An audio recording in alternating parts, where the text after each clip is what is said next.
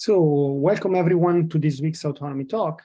This week we're playing home. It's a great pleasure to have with us Alessandro Zanardi, who is a PhD candidate at the Institute for Dynamic Systems and Control at ETH Zürich, in the same lab as I am from. And he's working with, is mainly advised by Professor Emilio Frazzoli and Professor Florian Dörfler. So something about Ale. Ale received his Bachelor of Science from Politecnico of Milan, and the Master of Science in Robotic Systems and Control from ETH Zurich. He then was, for a while, a visiting researcher at the ABB Corporate Research, and also he worked as a research engineer at IDSC between 2017 and 2018. He is the recipient of a number of awards, and his current research interests include multi-agent decision-making, game theory, planning, and learning. Today is going to talk about exciting recent research about factorization of multi-agent planning from sampling-based methods to dynamic games.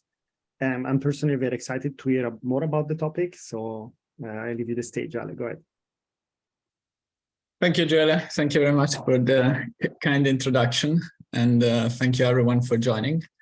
So today I'm going to talk about factorization of multi-agent planning.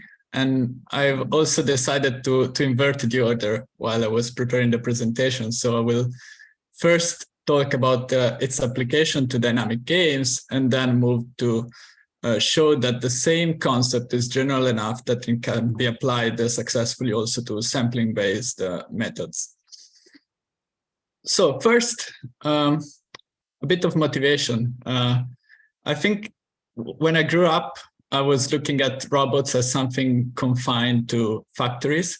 But I think in the last decades, we have seen that there are tremendous, very exciting applications which bring robots in a multi-agent system. They bring them outside the factories, and they have to interact with other people or other robots. And there are a number of challenges when facing these multi-agent systems. And here I want to stress that when I talk about multi-agent systems, I'm going to be referring to systems with a handful of agents, so something like 5 or a dozen. So they're not enough to be just considered particles, taking the limit and getting to population games and things like that, but they're also significantly more than 1 or 2 agents, and that is going to impact performance.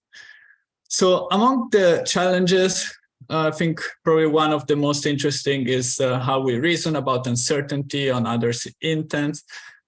In decision-making, we have the problem that oftentimes we perceive the world around us through sensors, and we have to act based only on imperfect information. And clearly, there are many others.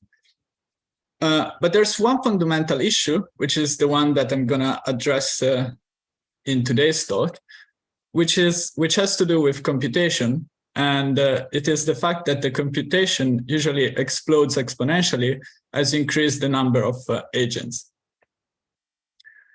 I'm going to show first a very simple motivating example. So here, imagine a toy game where you have 2 agents with 3 states each. And the action space of each of these agents is just either you move forward, either you stay where you are. So you can build a graph. So the decision tree or the game graph for this game. And you will see that starting from 1A, so from the joint state of the 2 players where they're both at the beginning, you have these arrows going out, which correspond to the joint action profile of the players. So if they both decide to move forward, they're going to end up in the joint state 2B, where there's a collision and the game ends. Now here I'm omitting self loops. So in the case they both decide to stay. But the problem that you can already observe here is that the joint action space scales with m to the power of n, where m is the cardinality of the action set, and n is the number of players. So this is super linear, and in the worst case, it's exponential in the number of players. And now this is just a very toyish example where we have 3 states, 2 agents. But you will see that this explodes, as soon as you try to do something more realistic, this explodes in an intractable way. And later on, by the end of this talk, I will show you that we can solve the same problem, having the same optimality guarantees, the same convergence and so on, where we pass from solving a graph with 500 million nodes for a 4-player case in a realistic intersection in urban driving case, to just solving a graph which contains around 10,000 nodes. And the same, now that was for dynamic games, the same problems arise also in when we look at sampling-based methods for motion planning. It is well known that these methods converge asymptotically to the optimum. They are, let's say, very famous for that. But the problem is that it's slow. They are slow, especially in high dimensions. And when we look at the multi-agent case, we have the dimension of the free space that is going to be the dimension of the configuration space of each agent times the number of agents. And even for very efficient algorithms, such as fast marching trees, where you're able to provide some convergence rate guarantees in some special cases, you find that D, where D in this case is the dimension of the whole joint state space, appears in the exponent. And this clearly hinders a bit the overall performances. Now, but again, at the end, you will see that we're able to go from this red line to the blue line in terms of convergence for sampling-based algorithms. All right, given these premises, I will divide the remaining of the talks in 2 main parts. The first one, I'm gonna present the idea of factorization applied to dynamic games. And in the second one, the idea of factorization applies to sampling-based methods. All right, let me first set the stage by recalling more precisely what the dynamic game is. So we have the state of the game here denoted by x, which evolves according to a dynamic equation. So f of x plus the inputs of all the players. So u of 1 to u of n. What we aim to find is a strategy for the players, and these strategies we consider Markovian strategies, so functions, feedback functions of the state, where in general this gamma here, which takes the state and wants to return an input for the player. And this can be distinguished between open loop feedback strategies and so on and so forth. But I think for this talk, it's sufficient to think about strategies as a feedback function of the state. Now, as in dynamic programming, then we want to optimize our outcome, which is composed by an incremental cost and a terminal cost. So this is totally analogous to dynamic programming, but clearly there's the state, which is the joint state of all the players, and this strategy here where there's no sub-index, it's the joint strategy of all the players. So you can imagine it as a vector of all the gamma i's acting on x of t.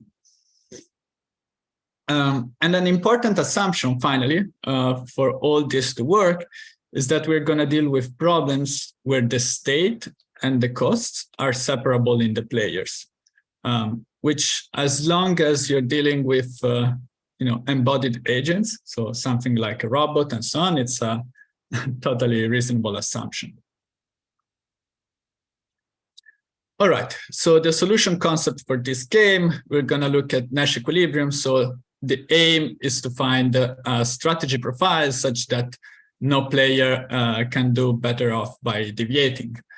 And how do you compute these solutions? So you apply dynamic programming, and so you build a graph. So you start from an initial state, you expand the nodes, you build a graph of all the possible transitions, that you reach the end, and you work backwards. So via backward induction, you do this famous recursion.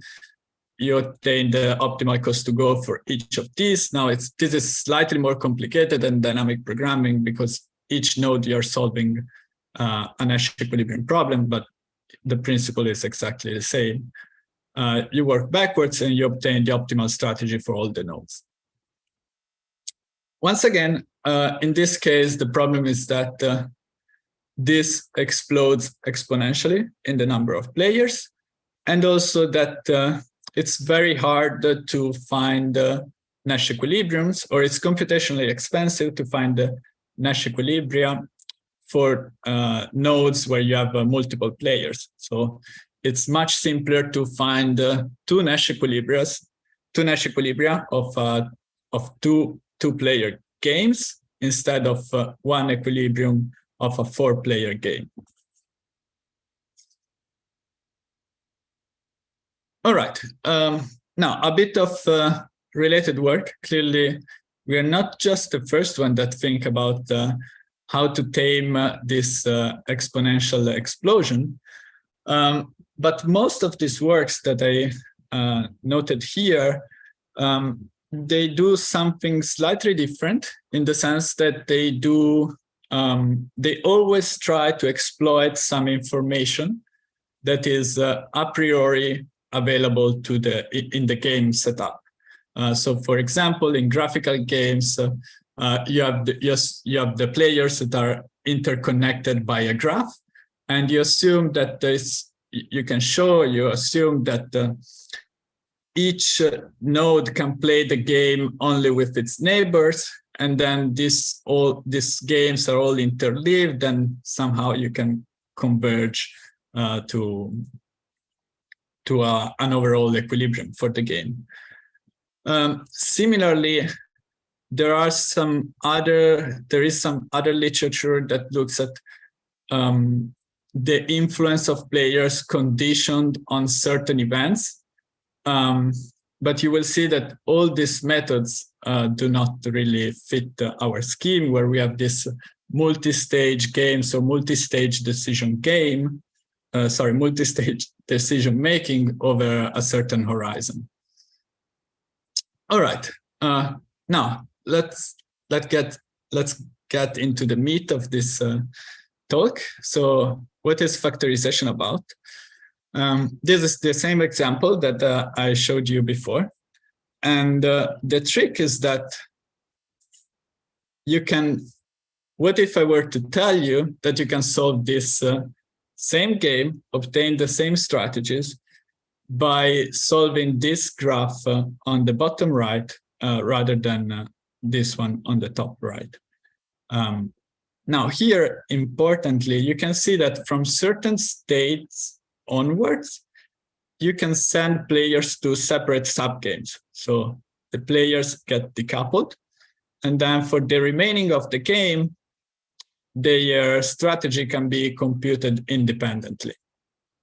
And now here I want to already stress one important thing, which is the fact that even if we are here at the beginning, if the players move to 2 and A, so in this case, it's the pedestrian that starts crossing and the car that slows down and waits, already from this state, we can consider them decoupled, even though potentially you could have the car, then at the next stage, the pedestrian waiting here and the car still moving on.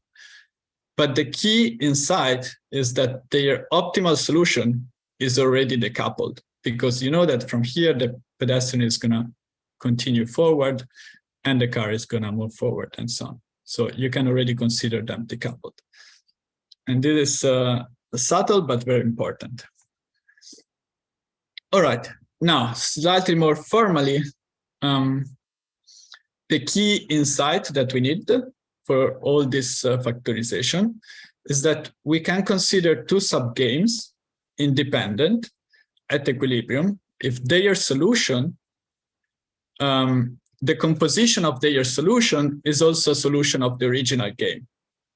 So in this case, from this state onward, you compute the optimal strategy. From this other state, you compute the optimal strategy for the other player. You take the product of these two strategies that have been computed completely independent of each other, as if the other player did not exist. And it turns out that if this solution is an equilibrium for the game, then we call this subgames independent. So what does this mean? Or how? Imagine that for now, take a leap of faith. Imagine that this you can compute it somehow. It means that you can have a factorization function which acts as an heuristic while you expand the nodes. So when you build the graph, so recall that you first build the graph and then solve it clearly. So you start from 1A, and once you want to expand this node, you need to have a function that tells you, okay, for this next state, which is in this case joint, so player 1, player 2, either they continue in the joint game, in this case, for example, going to 2B if they both continue to move forward. Either the two games could become decoupled, and there are some other options, but where both end the game, one end its own game, and so on. But the most important ones are the two at the top.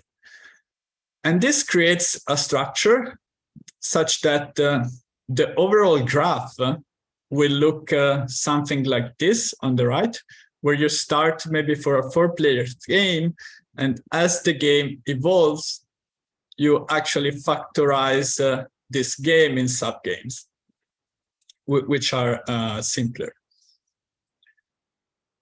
All right.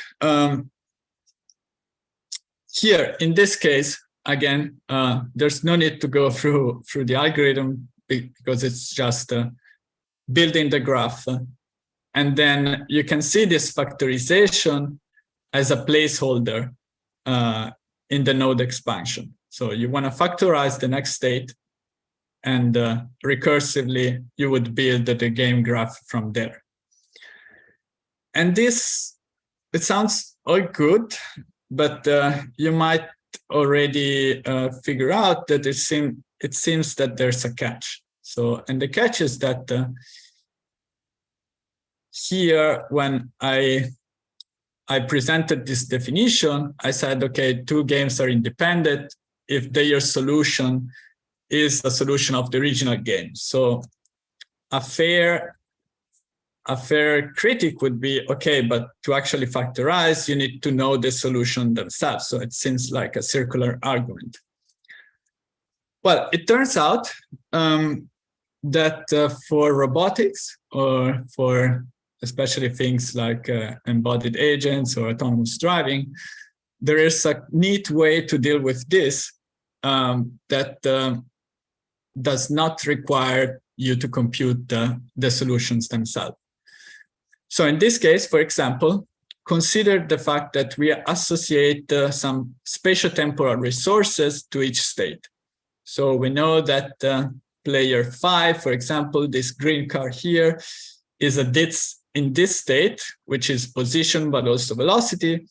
And we know for a certain discretization of our game, then in the next stage, it could use the following resources, where in this case, resources are just, again, a discretization of the space.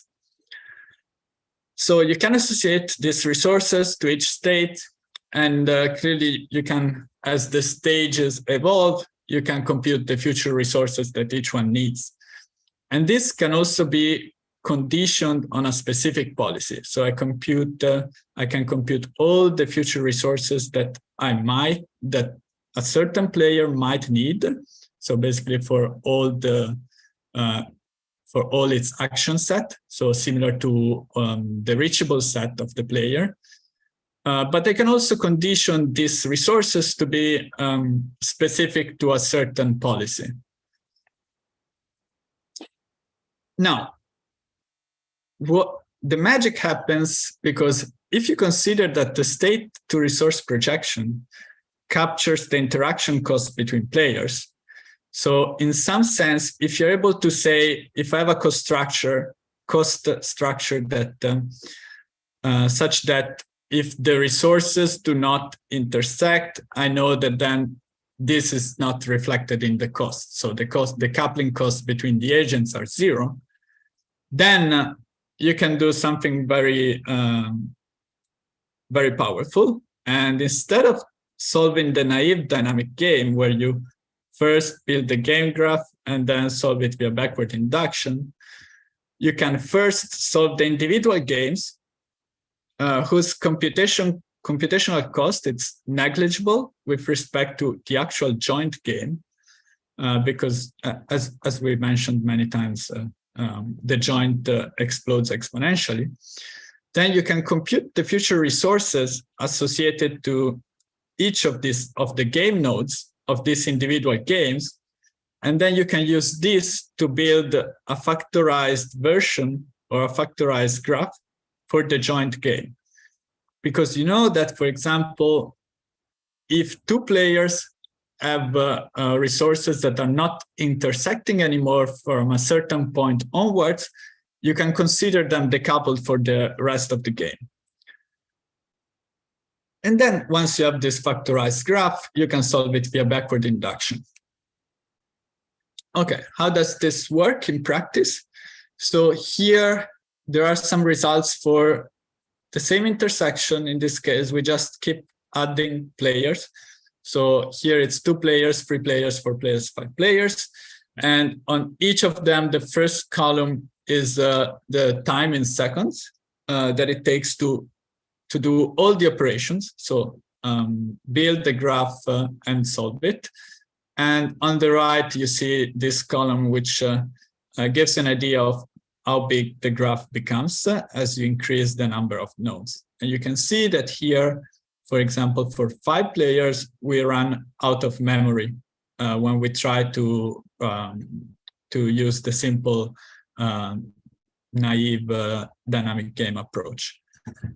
Now, in the paper that I'm going to link at the end, you will find 2 variants of the factorization algorithms. One that it's based only on the reachable set of resources, the reachable set of players, which is fact 1, and another one which is slightly smarter because it exploits the fact that for the single players, you already know the optimal solution because we have computed it here. So you can condition the future resources to the optimal strategy, and therefore you're able to factorize out earlier single players. And you can see that already for 4 players, both in terms of number of game nodes, but also in terms of solving time, you have a decrease factor which is close to 98 or 99%.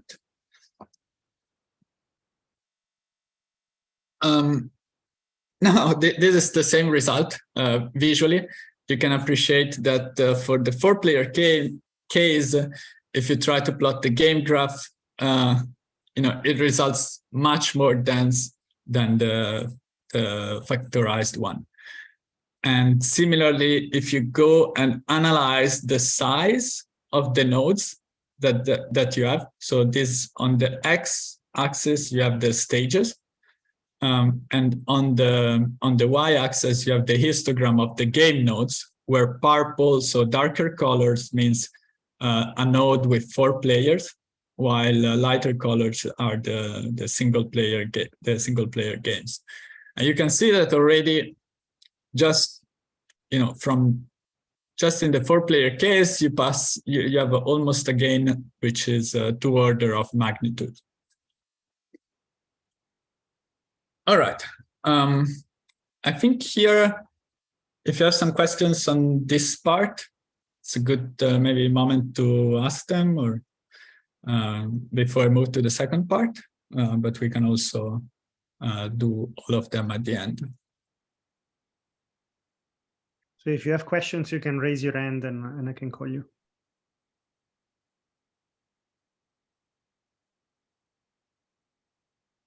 All right. Okay. Yeah, Mark, go ahead. Hey, Ale, I just have a question regarding, the slide where you showed the differences in the computation time, exactly that one. Is it such that this method means that in this scenario, the 4 cars, say for the scenario 4 cars, would arrive at the intersection, then solve the game, and then implement the solution? Or is this also, are you doing this online? Is there an online version where the agents slowly start moving ahead, and then once they risk or you predict collisions, start solving games as they move forward? So this is considering a one-shot game where you at the beginning, assuming that you have perfect information and so on, you compute the full solution of the game in the sense that till everyone exits the intersection and so on. You can also do it by you can find let's say you can formulate it differently. For example, instead of imposing a goal region, you can impose just a finite horizon. So saying I'm just going to compute 5 steps ahead. This more similar probably to what you would do using MPC, where you have usually a finite horizon. In this case, you actually have these goal regions or goals, so you're going to compute the optimal strategy till everyone reach its goal. So going back to your question, also for the more practical application, you would need maybe to ask different questions, in the sense maybe the information is not complete, but still once you assume you have certain assumptions on how the others are going to act. So for example, you can compute some reachability sets for all the other players. You can still apply this method. All right, thank you. You're welcome. Yeah, Vikyat, go ahead. Hi, Alessandro. So I have a question regarding decoupling of the states, the decision making that you showed for the graphs. So in that case, are the states feedback decoupled? Like the assumption is that, for example, you showed the pedestrian example. So the pedestrian decision is not coupled to the state of the car in that case? You mean for the full state feedback? Yes. Yes. No, in this case, you compute at the end, you compute the optimal strategy from the root. It's not subgame perfect. Okay. Thank you.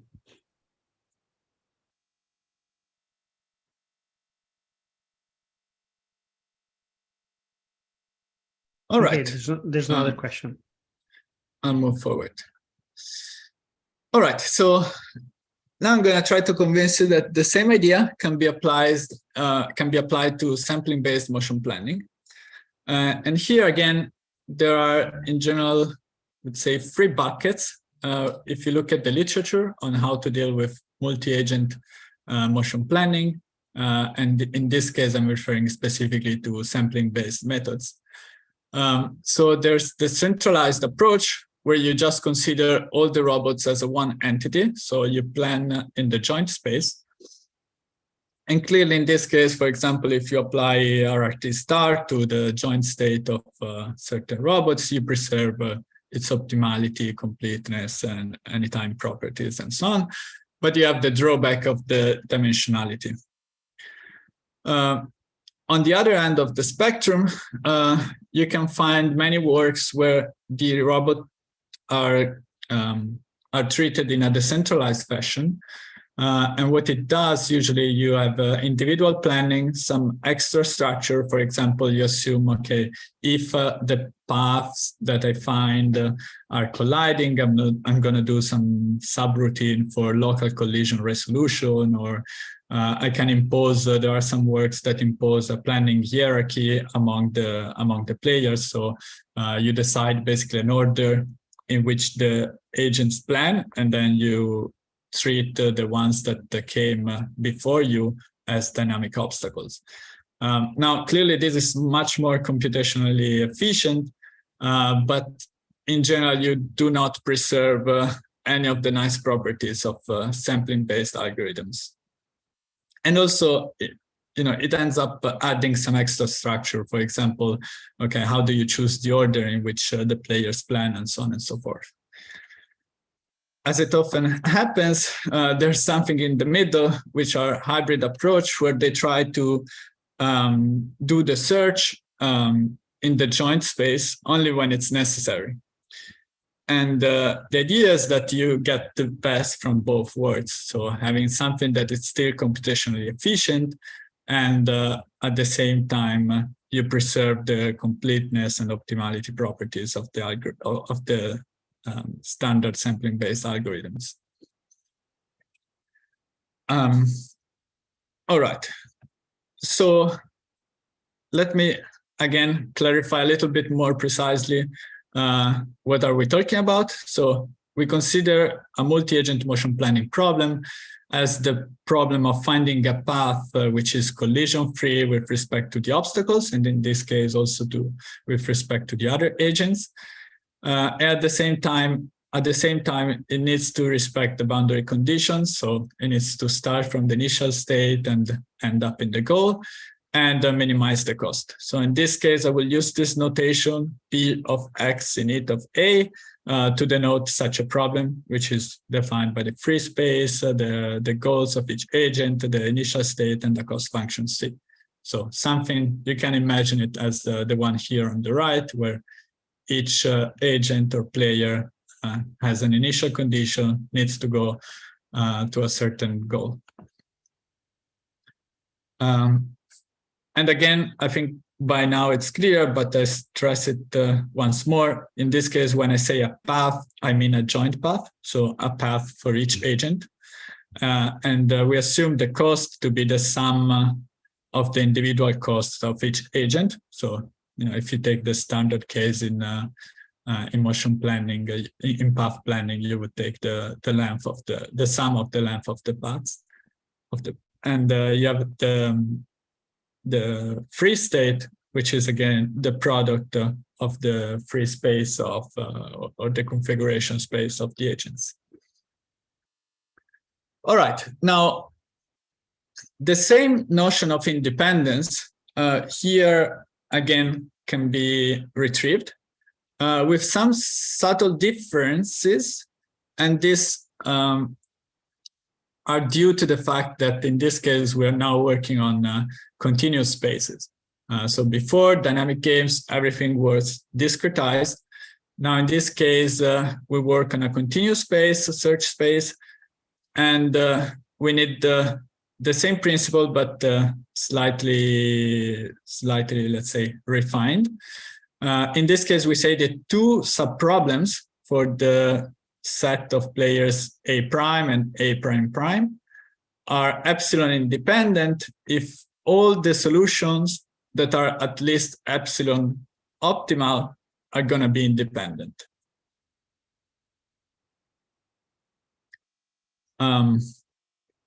So here, just to give a little bit of intuition,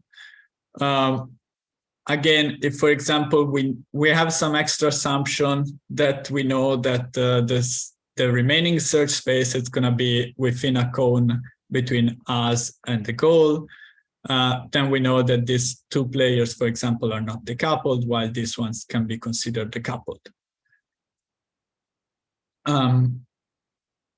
Now, this allows us to define, similarly to before, a factorization heuristic as a function that tells us when two disjoint subsets of the players can be considered decoupled, And this has to happen if the two sub problems from that state onwards are epsilon independent. And for now, you can just think of them as being independent as for dynamic games. And I think why we need this epsilon will be clearer in the following of the presentation. Again, there are different, so in this work, we didn't really dive into all the possible factorization heuristics that one can build, but it can be a research area per se. There you can use if, for example, you're working with dynamical systems, you can use reachable sets. You can make some assumptions on which are environment specific. For example, in driving, you can assume that you can take the reachable set by looking at all the legal maneuvers that someone could do from its current state. Or you can also come up with some more, let's say, random intuition that exploits some assumptions that you have, some prior that you have on the problem.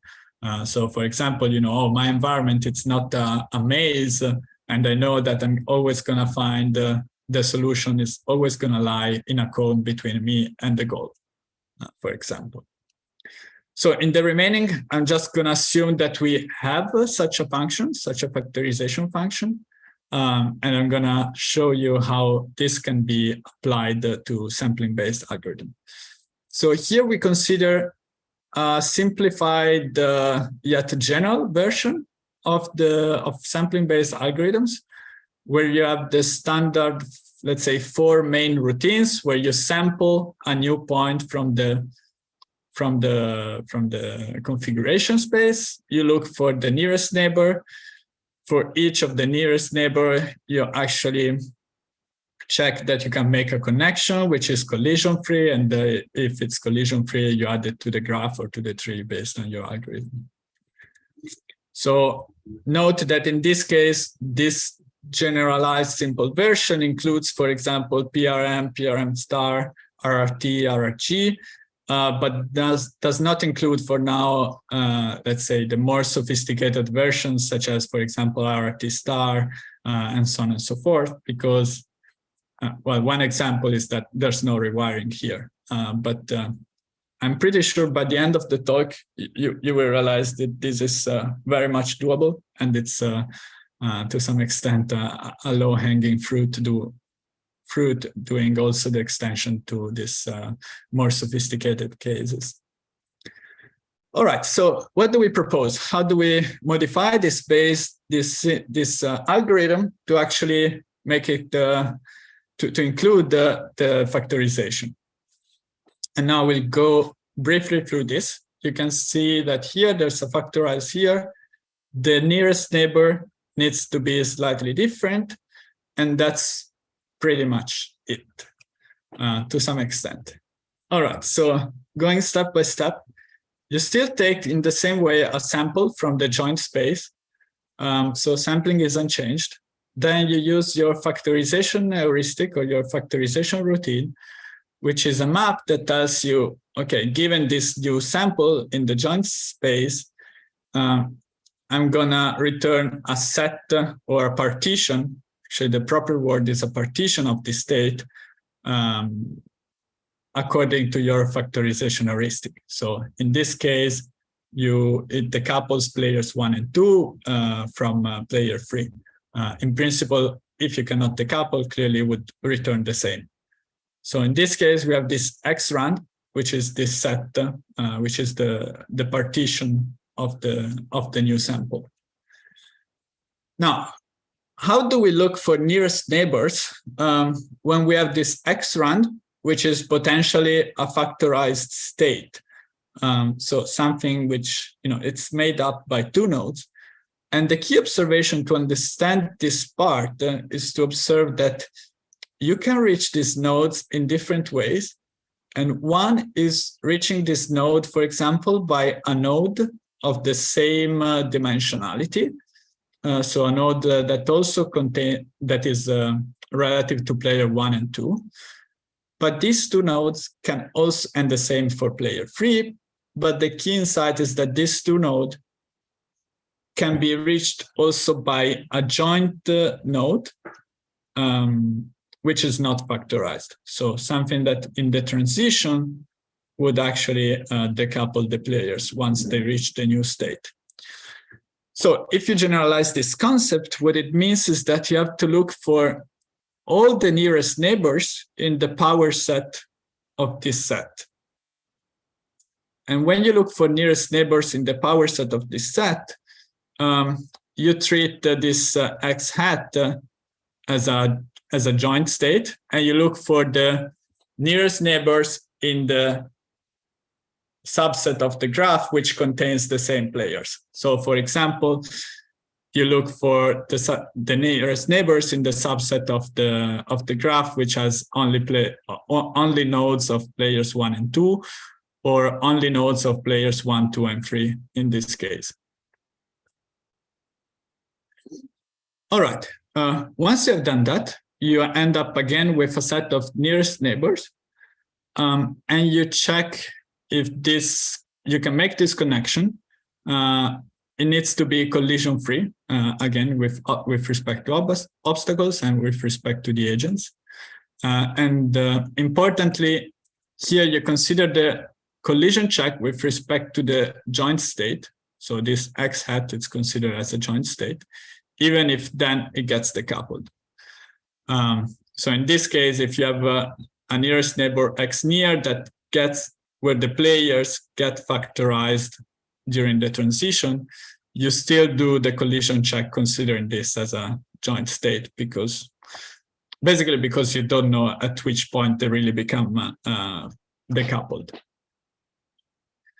And then finally, you add the new edge, and you clearly add the edge with respect to the factorized state. So in this case, even if for collision checking you consider this joint as a joint state, you add this hyper edge with respect to the factorized state. Now, importantly, you will see later that actually there are some, here I just in the more general form report that you add an edge. In practice, you want to add this edge in a coherent way with your factorization heuristic, because it gives you some advantages. It's not incorrect if you just blindly do a connection, any connection of this type, but then it might give you might lose some properties until you reach a convergence, which is at least as good as your factorization. So the epsilon that I was mentioning before. You will see why in a couple of slides. All right, so you run that algorithm, and what you get is something like this, which is a hypergraph, where you start, for example, from a joint node, and this gets decoupled in nodes which are considered, let's say, single-player nodes. This is a visualization in 2D of the same. Now, what is nice about all this? I think the main nice property is that first, you're gonna be able to curb this dimensionality explosion, but also at the same time, you can simply change a little bit the standard routines and still being able to have something that converges and preserves optimality guarantees. So in this case, how to show, for example, that this factorized counterpart is still asymptotically optimal if you start from a sampling-based algorithm that is asymptotically optimal. The first insight is that you need to notice that inside the factorized version, there are the same iterations of the standard sampling-based algorithm.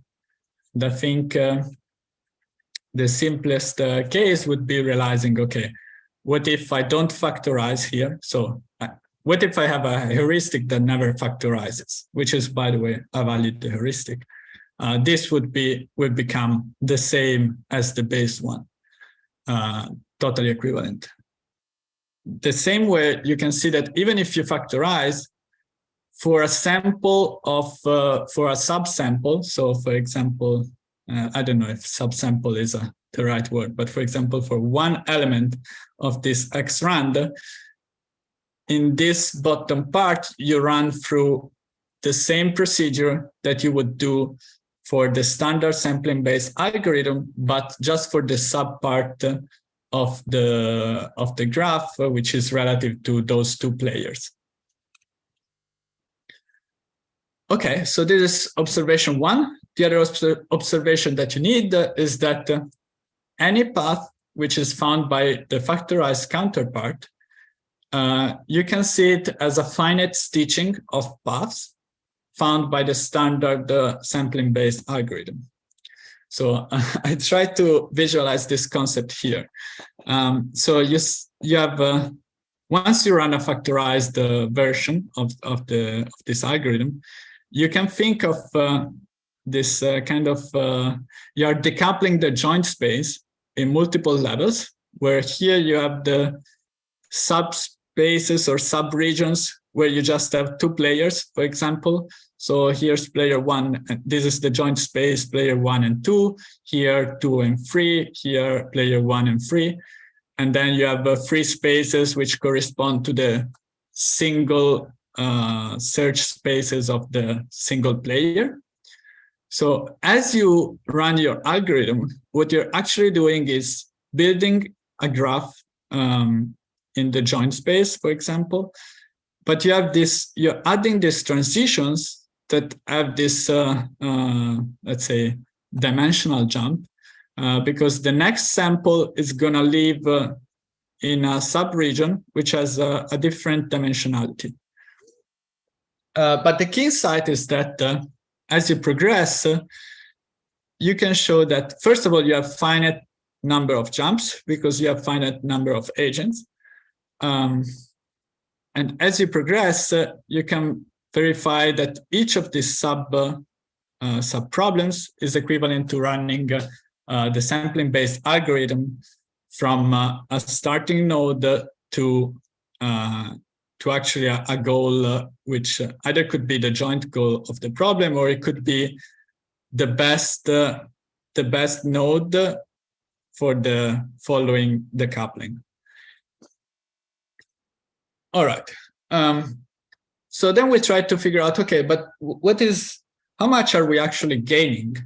And in this case, we try to express how many fewer samples do we need to reach convergence, epsilon optimality with a certain probability. So in this case, I denote here big N epsilon p bar as the minimum number of samples that you need to guarantee an epsilon optimal solution with probability p bar. And it turns out that, so in general, it's not very easy to find, or at least not all the algorithms, not for all the algorithms and the subcases, you can find convergence bounds and so on. But for example, we took PRM star, which is one of the simplest one for which you can relate the epsilon optimality to a requirement on the dispersion of your point set. So to some extent, you can find the results in Jensen in the deterministic sampling paper, but also in fast marching trees, where asking for a certain epsilon optimality is equivalent to asking for a certain dispersion of the point set that you're drawing. And in this case, once you have that, you can derive this quantity where D is the dispersion, Di is the dimensionality of a single player configuration space. Here you have the number of players. P bar is the probability. And you, interestingly, you have this F, which represents the intrinsic factorizability of the problem. So you're considering which part of the joint space can actually factorize, which it's actually a property of the intrinsic property of the problem. And if you can never factorize, then we are sorry for you, but there's not much you can do. All right. So we ran this algorithms. We took RRG, for example, on this scenario. And here you can see for the same optimality criterion, so for the same cost, the result with RRG and the factorized RRG. But as for dynamic games, you can see again that also visually the graph that you're building to achieve the same optimality is much linear. Here are some more quantitative results for 2 agents, 3 agents, and 4 agents, running 100 times with different seeds, both on the same sequence. And each iteration we found empirical, we knew that well, actually it's not obvious, but in principle, each iteration of the factorized algorithm is a little bit heavier. For 2 and 3 agents was almost the same. For 4 agents, we have seen that it was, at least in this case, slightly heavier, around 20% more computation time, but also you reach the same optimality in almost 75% fewer iterations. All right, so I'm about to conclude. I think clearly there are some examples where there are some low-hanging fruits, for example, extending this framework also to RRT star, where you have the rewiring operation. And I think if I've been, let's say, exhaustive enough or clear enough in my explanation, I guess some of you might already know how to do it. There's also many open threads, for example, investigating more, okay, what is a good heuristic and what are the different implications of this heuristic. But I want to conclude, I think there's one takeaway message that you can remember is that factorization is a method to build linear planning graphs by partitioning the players whose solutions are decoupled. All right, with this, I want to thank all the collaborators that contributed to these works. And I'll leave you here in the slides the 2 main references for the works that I'm referring to in this presentation. Thank you very much. Thank you, Ale, for the great talk. Let's open the stage for questions. As usual, you can either type the questions in the chat or raise your hand and I call you to ask the question.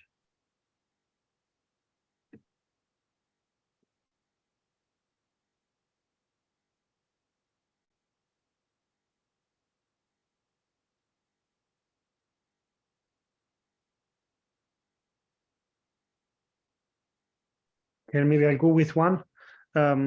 You already hinted at that, and it seems reasonable from what you said, but do you have any insight on how could be the performance improvement when, for instance, applying these to RRT star or more complicated algorithms? Do you think the performance diagrams will look the same?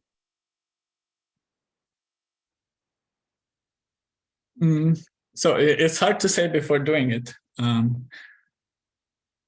There's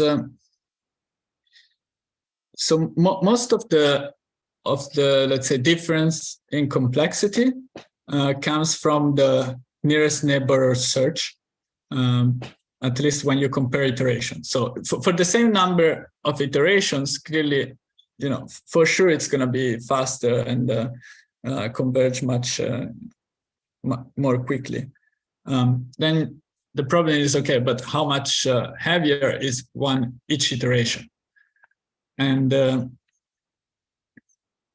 if you look at this case, so this is, I think, the crucial part. You have more nearest neighbor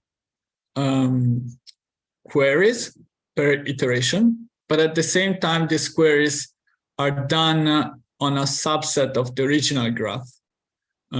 So you don't have all the nodes. So there's this trade-off that I'm pretty sure, I'm quite convinced at the end, you're going to be almost always better off using the factorized counterpart. But at the same time, how much you're going to gain, it might depend also on what type of factorization you end up having, and what type of data structure you use for doing all these nearest neighbors. And there might be also some more intelligent ways to do it. And you, for example, need to search only for a sub part of the graph and things like that. Okay, thank you very much. Any other question?